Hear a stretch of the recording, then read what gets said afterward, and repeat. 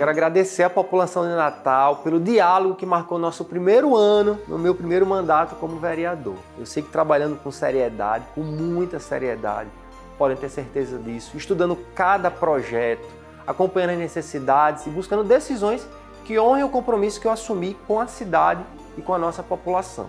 Nada disso eu fiz sozinho, eu reconheço a força de todos que contribuem com esse propósito, todos que trabalham comigo no dia a dia e todos que contribuem fazendo cobranças, todos que contribuem mandando ideias. E é assim que se faz política, coletivamente. Que o Natal nos traga mais fraternidade, que o Ano Novo nos permita renovar nossos propósitos. Um grande abraço para todos, um feliz 2026 para você e toda a sua família.